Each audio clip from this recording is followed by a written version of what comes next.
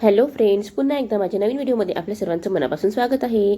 तर आज सकाळी मी माझ्या मुलांसाठी करायला घेतला होता नाश्ता आणि मी नाश्त्यामध्ये त्यांना दिला होता करून आयता सर्वांना तर माहीत असेलच, कणकीचा म्हणजे आपलं गव्हाचं पीठ घ्यायचं, त्यामुळे ते थोडं बेसन टाकायचं, जिरं पावडर वगैरे, तिखट मीठ वगैरे टाकून मस्तपैकी असं त्याचा आयता बनतो.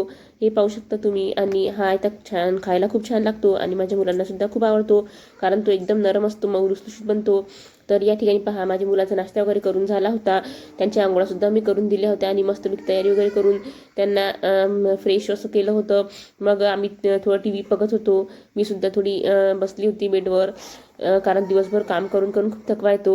मग मुलांसोबत सुद्धा थोडा वेळ घालवला. तर या ठिकाणी बघा, आरवला रिमोट पाहिजे होतं आणि ओजस मात्र त्याला रिमोट देत नव्हता. ओजस त्याला बऱ्याच वस्तू देत नाही, हिसकावून घेतो. तर या ठिकाणी पहा, ओजस टीव्हीचं रिमोट घेतलेला आहे. दोघांनाही एकदम सेम वस्तू पाहिजे. आता आमच्याकडे 2 घोडेसुद्धा आणलेले आहे. आधी एक घोडा ऑनलाईन मागवला होता, परंतु ते एका घोड्यासाठीच भांडणं करत होते, त्यामुळे आता आणखी एक घोडा मागवलेला आहे. तर आरव बिचारा खालीच उभा आहे आणि दोघेही खूप हुशार आहे. 1.5 वर्षाच्या मानाने त्यांना सर्व समजते आणि ते आपल्या हातानेच खातात. आणि आता चड्डी वगैरे सुद्धा घालायचा प्रयत्न करत आहे आणि घालतात सुद्धा. तर या ठिकाणी पहा, ओजस पप्पा पप्पा म्हणत आहे. तर या ठिकाणी मग 11:30 वाजता मी स्वयंपाकाला बसली होती. तर थोडी आलूची भाजी होती, तर त्याची मी मस्तपैकी मिनी समोसा करून घेतले होते. पाहू शकता तुम्ही.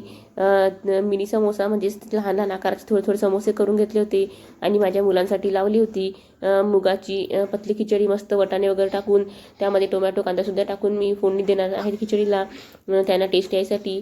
तर या ठिकाणी पहा, माझे समोसे बनवून तयार होते आणि मग हे समोसे मी तळायला घेतले होते.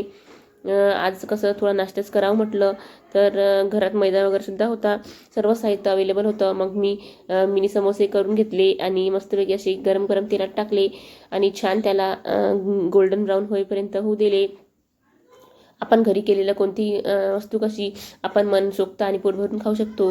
तर आज म्हटलं घरी समोसे बनवून घ्यावं.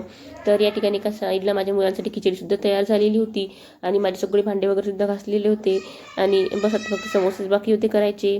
तर या ठिकाणी पहा, मी अशा प्रकारे समोसे करून घेतले होते आणि अर्धे समोसे तळायला घेतले होते, बघू शकता तुम्ही. तर या ठिकाणी पहा, माझे समोसे बनवून तयार आहे. चला मग तुम्ही सुद्धा या समोसे खायला आणि माझे समोसे कसे बनते ते सुद्धा कमेंट करून सांगा. आणि माझ्या मुलांची सुद्धा खिचडी बनवून तयार आहे.